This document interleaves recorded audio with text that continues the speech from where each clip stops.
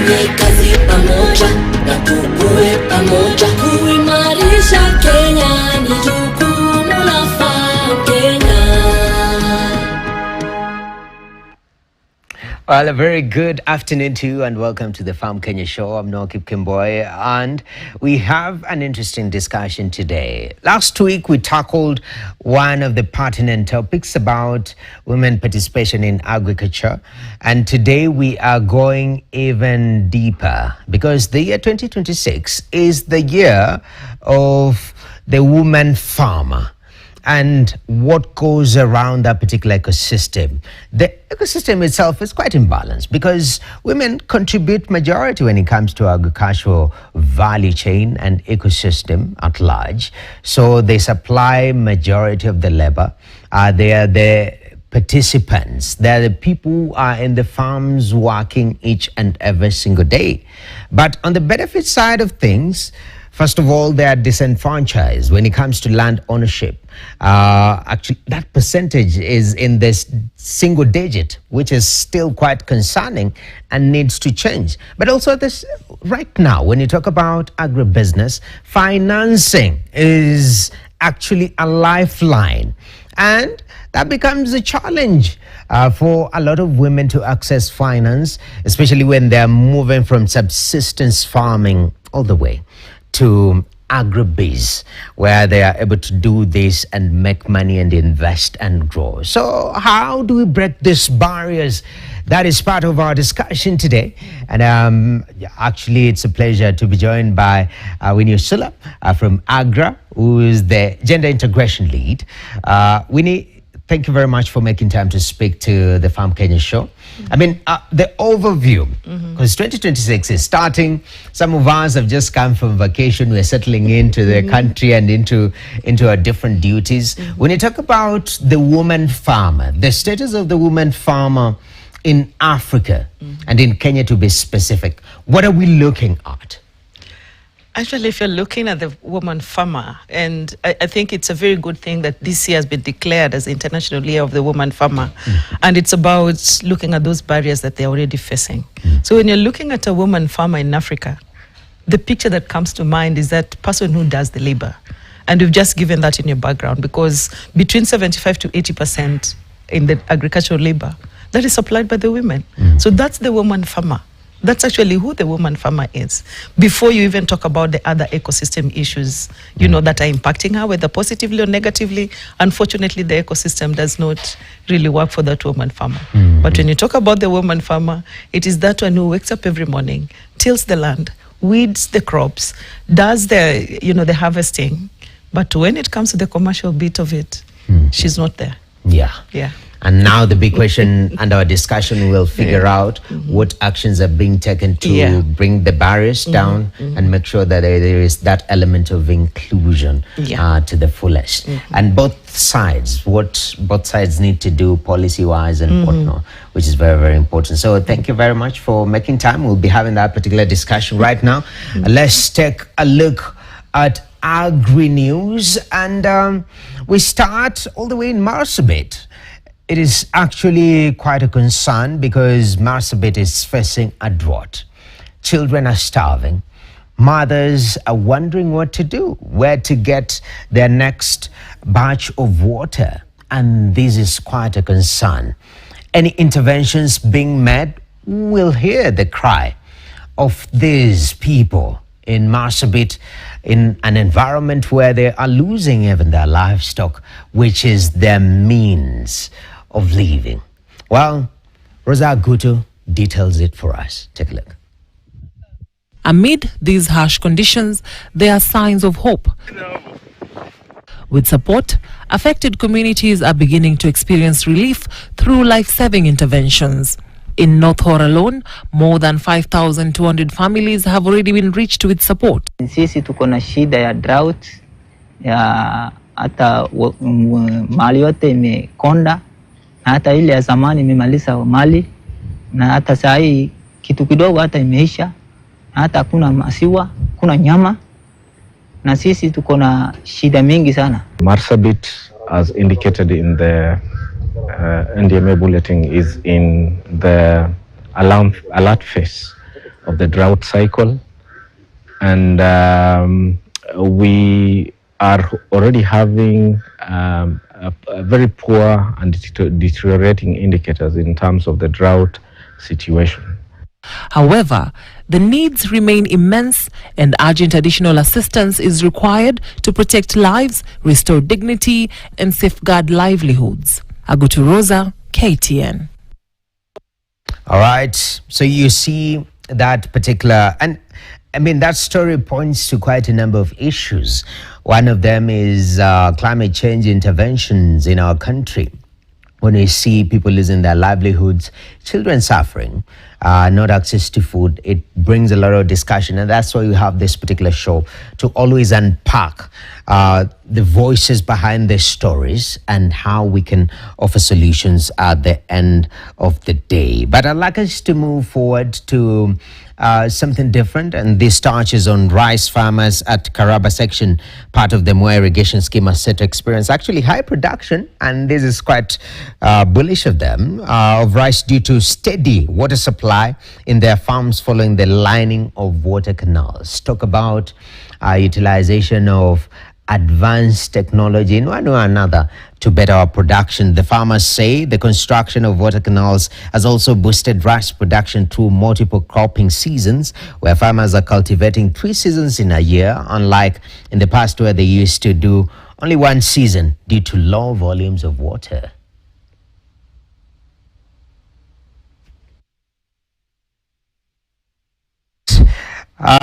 Quite interesting right there on matters rice farming and how water actually changes the,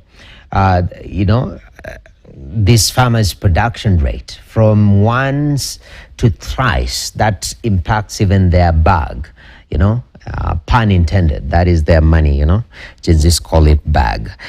Moving on swiftly, 40,000 smallholder farmers actually across 6 counties are said to benefit from a 3-year agricultural program, and this is backed by the EU, the European Union. The initiative, implemented by the government in partnership with the International Fund for Agricultural Development, targets food security at a time of rising climate pressure.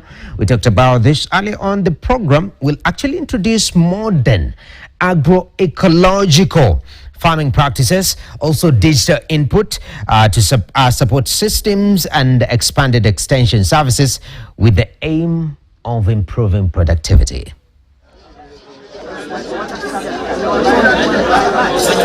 These are the signs if you are the pest control.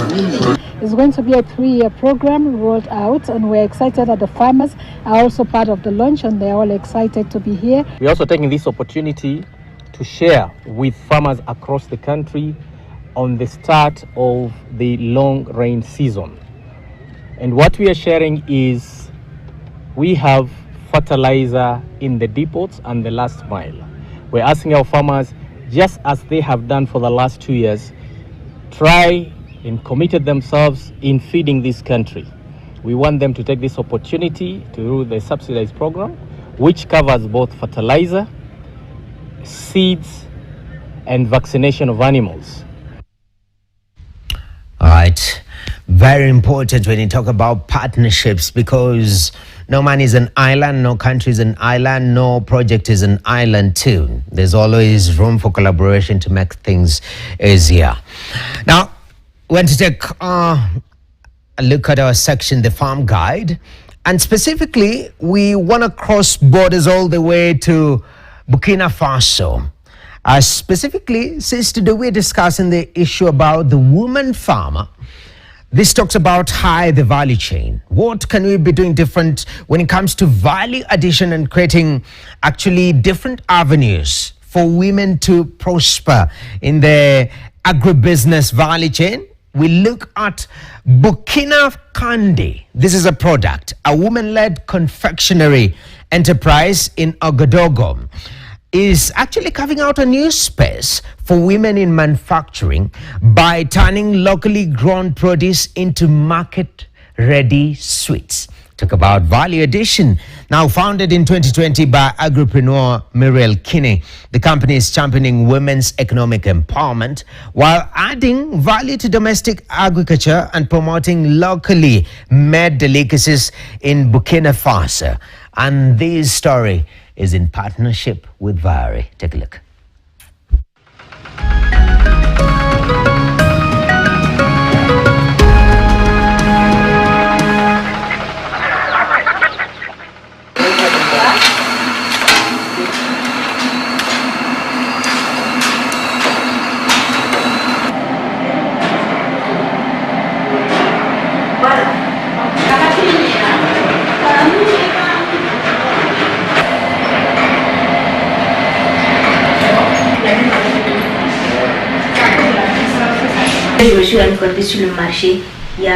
I realized that there were lots of strawberry, pineapple and banana sweets on the market, and I thought that Burkina Faso had products that deserved to be promoted just like the others.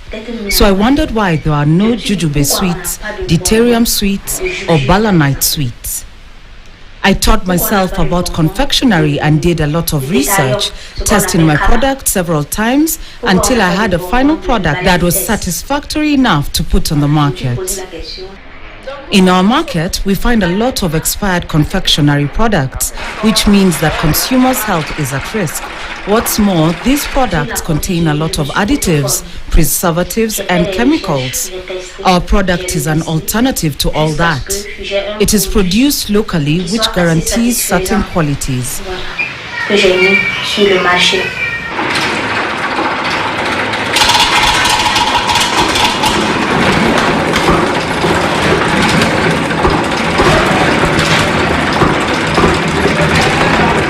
Sur notre marché, nous retrouvons beaucoup de produits périmés. We produce sweets without colorings or additives. These are products with high nutritional value.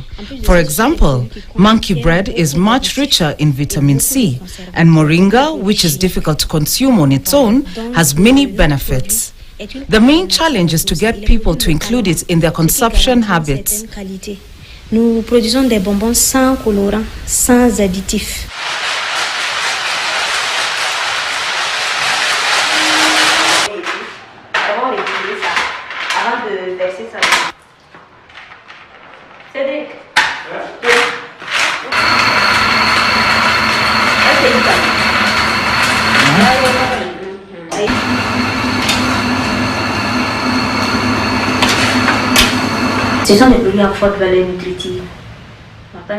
We have tried to align ourselves with market prices, which means that our margins and those of retailers are much lower. So most people support us because, compared to imported products, we are much cheaper, they have a bigger margin, which allows them to make much more profit.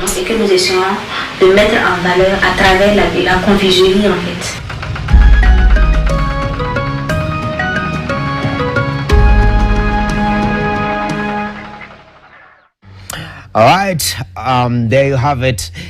You can see how we can actually double the fortunes when it comes to agriculture, utilizing and maximizing when it comes to value addition to give more value to the farmers, because women dominate the production space.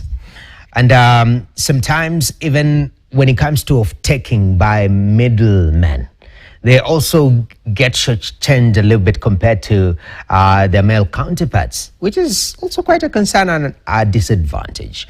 So all this we need to find ways how we can level the playing ground. And we have Winnie Osula, who's the lead gender integration at Agri, Alliance for a Green Revolution in Africa. And I mean, our major topic right there at the banner, Winnie, was breaking the subsistence cycle for women farmers. Talk to me about, when you talk about the subsistence cycle, what does that refer to? It's just from the word subsistence. Mm-hmm. It means women are participating more in agriculture that does not bring tangible income. When we talk about things like the kitchen gardens, who does the kitchen garden? Amen. The women. And they're doing the kitchen garden to feed their families. So it's more about producing food for household consumption. But we need to move that into commercialization, where now they cannot only produce for family consumption. Of course, nutrition is a key thing, but they need to produce more to an extent that they can actually make money out of it. And that is why we are talking about women in agribusinesses or women who are agripreneurs. Okay. Yeah. What keeps women in that state of subsistence farming and that particular cycle? What traditionally have we seen are the walls that have sort of caged them? Interesting question. First and foremost, there are structural barriers. And by structural barriers, I mean the social cultural practices that we have as African nations, Kenya included, where it is, these social cultural factors dictate what a woman can own in terms of a productive asset. And a productive asset here is land. A productive asset would be things like access to capital and things like that. So that dictates whether they can own land. Without a large piece of land, you cannot go commercial. So that's number one. If you are able to access that land, what level of control do you have over it? And I would like to give an example. As a woman, my husband has land, and he can allow me to plant beans this year or this season. Next season, because I made much more in beans, I want to do beans again. But he decides that, no, we are doing maize. I have no control. I have access, but I don't have control. So that is one of the factors. But another thing is the policy environment, another structural issue within the ecosystem. So unless we implement the policies that we've developed, we are still not addressing what the woman needs. Yeah. That's quite interesting. So structural barriers, and you've said this issue of culture. Yeah. People argue it's 2026.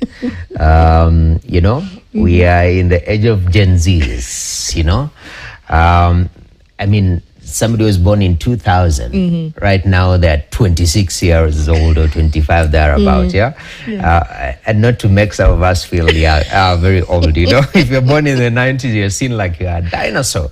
But is it that our cultural norms are not acclimatizing or sort of adapting into these new changes, even when it comes to land ownership and whatnot? And what is your observation right there? My observation is that what we say and what we do are totally different things.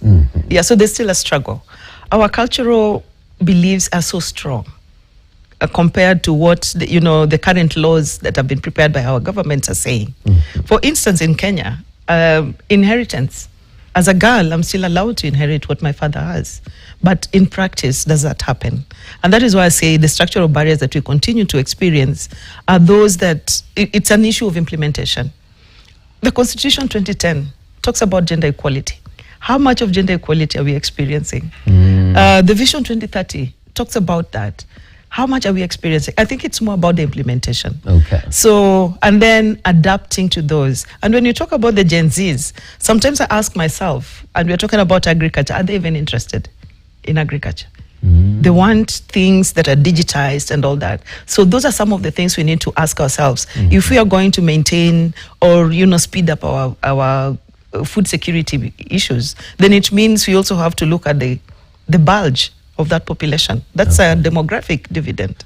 But are they interested in agriculture? So it's more about the culture is there. There are still people who are holding on it. As governments, they're also trying to make sure that equality is being achieved by trying to make sure that we're having an enabling environment. But that transition is not happening as fast as it should happen. And let's say that culture is not an issue that you change in a day. Yes. It takes a while. And it's not only in Africa. Definitely. Even in the countries that we call developed countries are still experiencing gender pay gaps where you expect that they are far much ahead. It's still there. It's a global issue. Definitely. So I wouldn't say as Kenya or as Africa we are behind. Okay. Yeah. That makes sense. We want to take a short break right now. It reminds me of these discussions we've had perennially as a country. 2/3 gender rule in Parliament. Oh yeah. And year in, year out, it just hits the wall. Implementation at the end of the day, which is a challenge, definitely. Yeah. So we take a short break.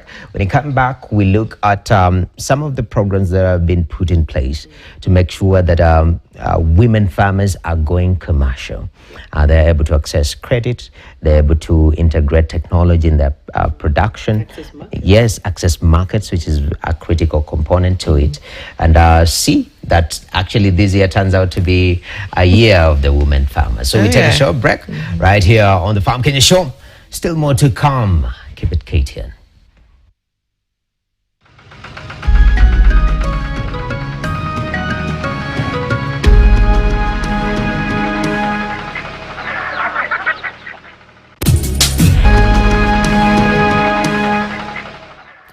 And there goes Sauti ya Mkulima. And you see the way women farmers are taking opportunities, because in farming, it's also about identifying gaps in the market and looking at what you have and whether you can supply and fill that particular gap. So very, very important right there. And this talks about how we move from subsistence farming, where you just plant your vegetables right there for personal consumption, all the way to you doing this commercially. It is a business. You're putting in money in production. At the same time, you're looking at the metrics, making sure that the output is actually able to offset your costs and make you money and help you grow. And that's the discussion that we are having right here. Winnie Osula from Agri is here in studio with us. So Winnie, moving forward and the efforts that have been made to make sure that women are going into agribusiness fully, transitioning from heavy subsistence into doing farming commercially. Talk to me about that transition, the walls that you've had. Of course, you mentioned the previous walls that have caged them in, but the bridges that you've sort of built to ease this transition. Yeah, actually, looking at transitioning from subsistence farming into commercial farming, we need to look at, number one is production. What's their contribution at the productivity level, at the production level? And at Agri, we're also looking at how do we bridge or, seal that productivity gap. So it means we have to make sure that things are working. And what we've done is, number one is about seed. What kind of seeds do they have? Can they afford them? Can they afford the high quality seeds? And then can they afford or can they access what we call the extension services? Because that goes hand in hand with the production. After production, there's the step of post-harvest loss, because you can have a bumper harvest, but do you have storage facilities? So that one is there. Then of course we need the market, and then the financing. Okay. So these things come in together.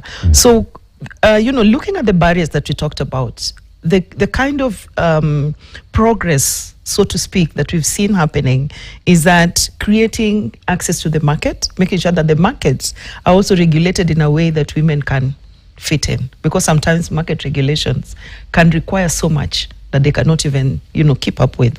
But the biggest one that I want to speak about is financing.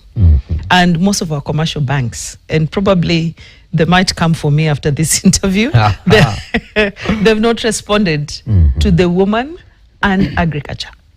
And if they're responding to women, they're responding to women in a different way. For instance, I was talking to someone earlier and I'm telling them a bank would give me benefits as a career woman, registering me for a golf club or something like that. But do they do the same or similar services to someone who is doing agriculture? What does an agricultural woman need? That has not happened. But I must commend our government, the Kenya government, because when it comes to access to finance, the Kenya government has done more than what our commercial banks have done. Because through the Vision 2030, there are provisions on how to support a woman farmer. Through the gender policy in the agriculture sector, there are provisions on how to do that. The Agricultural Finance Corporation has put a certain amount of money for women in agriculture. The same has also happened, where the Women Empowerment Fund, which is also looking towards that. We do not have that when it comes to the commercial banks. Okay. So they're not providing that.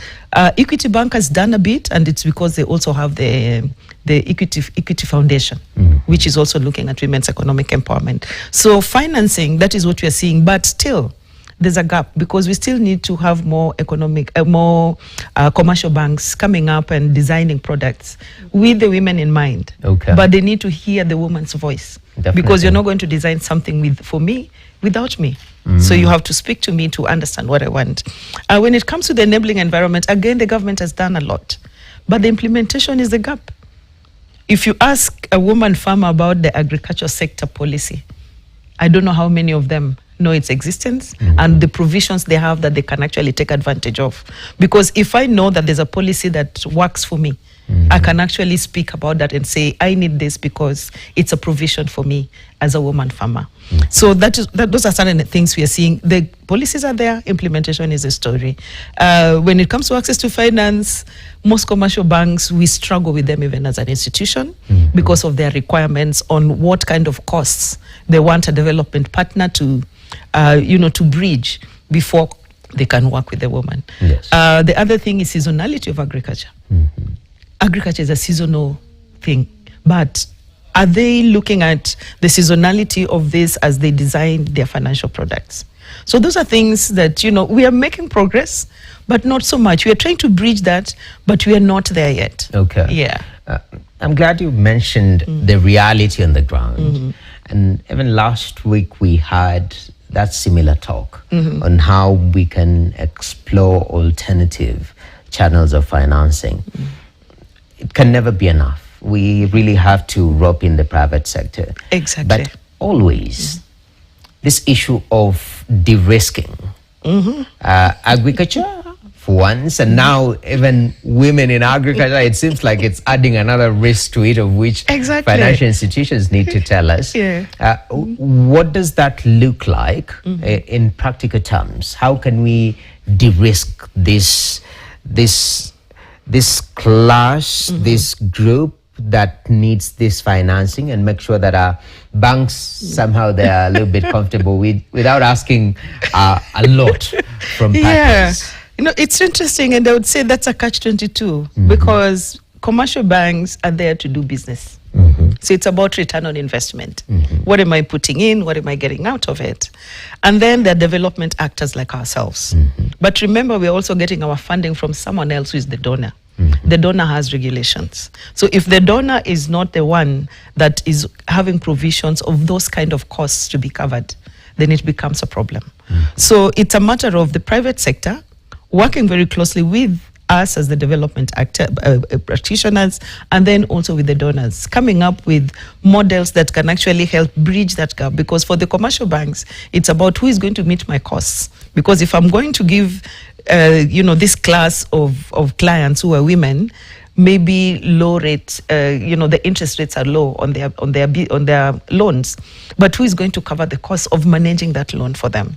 So as Agri, we are working through grants.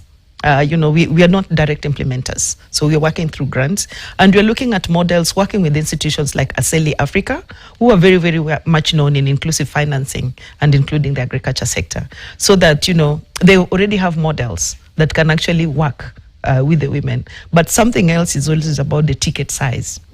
Many banks do not want to give small loans. They want to give bigger loans. But how many women in agribusiness can actually absorb that big ticket? Yeah, so those are some of the things that happen. But commercial banks, working with them is not very easy when it comes to financing agricultural activities because of the seasonality, and of course it's considered risky. And so if it's considered risky for every farmer, what happens to the woman farmer who is already so much disadvantaged? So what we are seeing mostly is access to finance is a big issue. But even when we overcome the access to finance, then it's the market, because market regulations are also another big thing. But at Agri, we are looking at the enabling environment, we are looking at access to finance, and then we are looking at access to market as well. And these things are interconnected, and that's why we talk about the ecosystem, because you cannot handle one and leave the other. All these things are interconnected. Definitely. Yeah. That makes a lot of sense.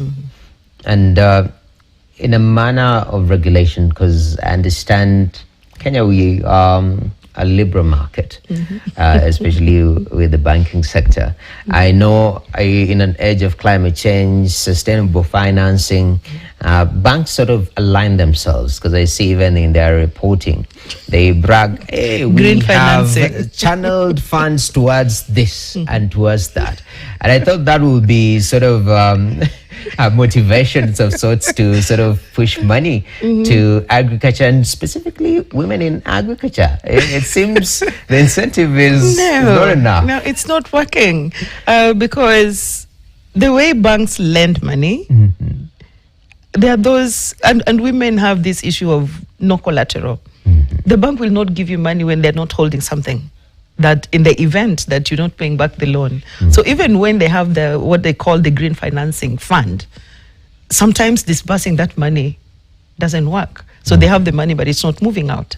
Yeah, because of the regulations that they have. Okay. Yeah. So, but they also have costs that they need to meet. But who's going to meet these costs if they have to bring their interest rates down? Okay. So it's still a catch-22. And I wish I had my colleagues who are in inclusive finance. They would give us more in-depth on what kind of financing models actually would really work for our women farmers. Okay. Yeah. Talk to me about the access to market, because that is another piece of the puzzle that is very important. In fact, generally when it comes to agriculture, that's one of the big ones. Your friend has charged you to go into capsicum production. You do ECAL, then all of a sudden you don't have market. You don't have market, and it becomes a huge problem. No, that happens a lot. That happens a lot, and that is why I say these things are interconnected. Yes. You cannot go into mass production when you do not know where your produce is going. And you can also not do that when you're not able to handle post-harvest losses. Because again, as a continent, we are losing so much, in post-harvest losses. So you've had a bumper harvest, but by the time you get to the market, you've lost a lot of it because probably you did not do your homework to know where your produce will go. But again, the markets also have their own levels of certification. So if you want to export, for instance, to a place like Europe, your produce must meet the standards, the export standards. So if you don't do that, if you don't have that information up front, and you're busy producing your capsicum or your potato, tomatoes, or the avocados, that has also become a really big thing. Yeah, but how will you enter that market? So you must look at the market standards. You must look at all the certifications that are required. You must meet that, and then make sure that whatever you're producing is for that particular market, the market that you are now ready to supply. Okay. So you cannot just start producing without knowing where you're taking them. And for women, because we also have issues around cross-border markets, cross-border trade, and we've seen that most of the cross-border trade done by women are, I would call them illegal, because, they just cross on foot, go and sell, come back. They don't, nothing certified. So there are things like how safe are also these foods and produce that they're taking across the border and things like that. So those regulations sometimes prevent the women from, growing their businesses from just the small businesses that they run, petty businesses in the cross-border, because they still don't have the capacity to meet the certifications of, supplying external markets. But that, again, brings us to the issue of money. They need financing to make sure that they are able to, make sure that they are doing the right thing through the certification, but again, doing the right amounts, because you cannot take 20 potatoes across the border as a commercial business, So you need several tons, to meet a market demand, and that needs capital. Okay. So these things are just interconnected, and women still remain disadvantaged from that. And in terms of interventions, when it comes to access to market, what are some of these interventions? What does that look like? Yeah, and I would say what we're doing from Agri side is looking at how to work with the regional economic bodies. That is the COMESA, the EAC, to make sure that the regulations they have are gender responsive, because we are very big in the area of working around policies within the agriculture sector. So we also do not just do it at the national level, but we're also doing it at the continental level, working very closely with the African Union as well. There's what we call the AFCFTA, which is the FTA, which is the Africa Free Trade. And, with that protocol, it has a gender responsive component that ensures that women are able to leverage that protocol to access external markets. So ours is about looking at the enabling environment. How do we make sure, that the policies and the protocols that are already existing are actually put into implementation? Okay. So we support the regional economic bodies to ensure that they are, putting those regulations or protocols into implementation. Definitely. Yeah. So a lot of gap is always in implementation. It's the implementation bit because the policies and the frameworks exist. Some of them need a little bit of strengthening, but most of the time, there are things that are existing and just need to be put to practice. Okay. Yeah. Very, very important. I'm looking at the impact, because some of this intervention, some people need some convincing, people need to be shown some graphs. You come and say, some data here, some numbers. We did this in this village and look at the impact. Now imagine if we get this billion viewers, what you can do. So far, the interventions that you've made, what's been the impact on the ground? What are the stories that we are getting from there? Yeah, that's an interesting one, because even for us, we are done doing things on a pilot. We've moved into looking at impact and scaling what we've already done. And I would like to give an example. Under the Value for Her initiative, that is a flagship for Agri when it comes to women entrepreneurship programming, we have what we call the women-to-women supply chain. And the way this works is, if you have the bigger business led by a woman or women, sourcing from women farmers, and then it becomes, they aggregate what the other farmers are doing. So these younger farmers already have a market. They have someone sourcing from them. So whatever they produce, they know it's going to be taken. So that is one of the initiatives that we have done that we've seen really good results, especially in places like Malawi, where we've seen that the women who are sourcing from others were actually able to offtake from most of these women, and they were getting money out of it. So those are some of the initiatives that we tell ourselves, and especially those people that want to give big ticket sizes of loans, of capital, they can give to this woman up here, and this woman now sources from other women down there. So the farmers that are farming there, they know that whatever they're bringing is actually going to be taken, because this lead farmer, if I may call her that, has a market. So she's picking what she knows she has a market for. So even if I'm farming down there and I don't have a market, I know I'm linked to someone who will source from me and goes and sells, but gives me my portion of what I've made. Okay. So that is one of the initiatives that at Agri would say has shown us some good results. Wow. Yeah. That is very encouraging that there is result. Even when you keep on, and try convince more people to come on board, to intervene. I'm looking at one element that is coming out strongly because of that historical misalignment and sort of being put aside. This issue of coming together, working together, especially at the production level. For the example that you've given about Malawi, if we finance this off-taker, and he's coming to buy sukuma wiki from our village, she's coming to get them, and most likely I have a small portion, Mama Nani has a small portion, Mama Nani. This issue of aggregation, is it one of the game changers, at least, to give this block that needs interventions sort of a bargaining power? Yeah, exactly. Just like you've put it. It's a game changer because, like I said, you cannot take to a bigger market a very small portion of your produce. So someone comes and they need quite a lot. And therefore, small farmers can be doing the same, they can be farming the same thing, but someone comes and aggregates, and even among themselves. An aggregator can come out of them. Because one thing we've seen with aggregation is that when the middlemen come, then they're shortchanged. So even among them, they can still become the aggregators and make sure that, the produce goes where it's supposed to go. The other thing is usually about the storage, because in aggregation, it comes with storage, it comes with transport. So that kind of chain needs to be in place. But it's a game changer, because me with my small plot, I cannot say I'm going commercial on my own. We can talk among the small scale farmers. And actually, Agri, what our focus is a smallholder farmer. Yeah, that is where we focus on. Okay. Yeah, so as much as we're talking business, but the production is coming from that smallholder farmer. Okay. Yeah. So aggregation is a game changer. Yeah. And now, today is the 19th of January. And, sometimes you sit.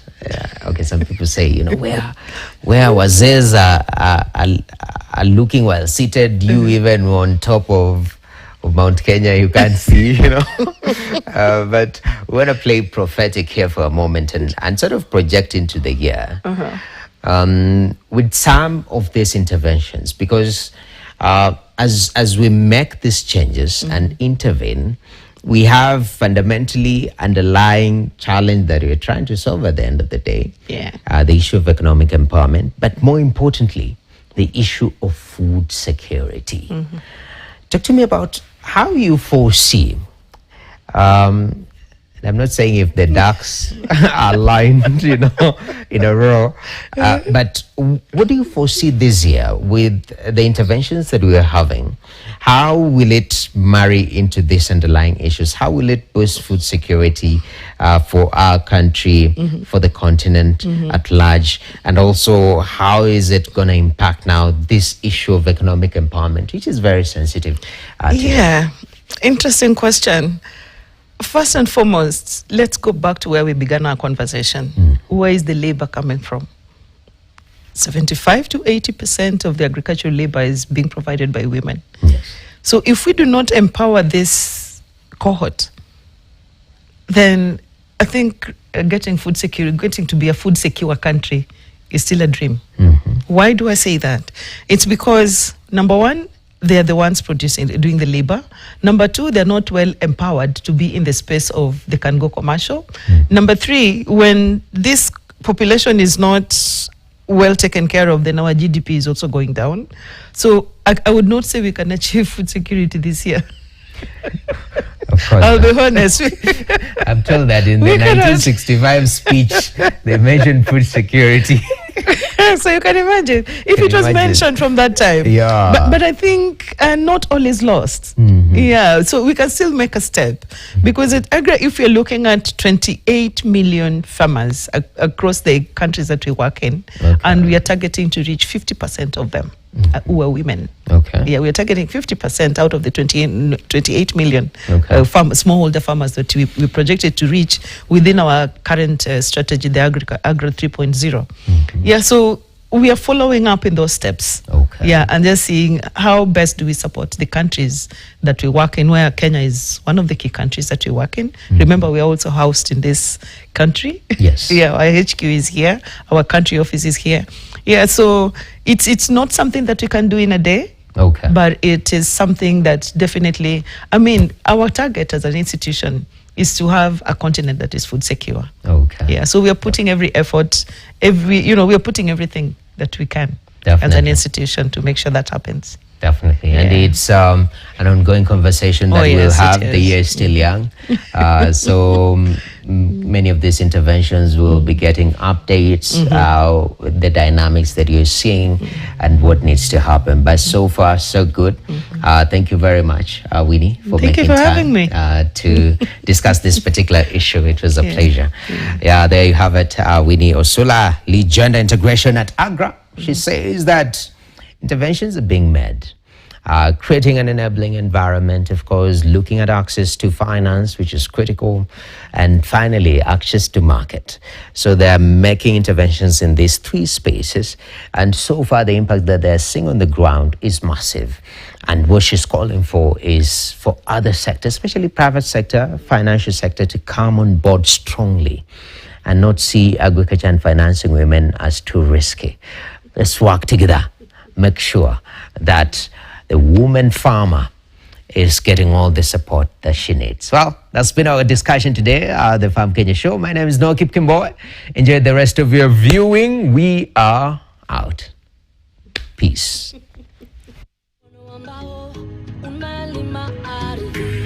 Mlango wa mkulima kuwa mshindi.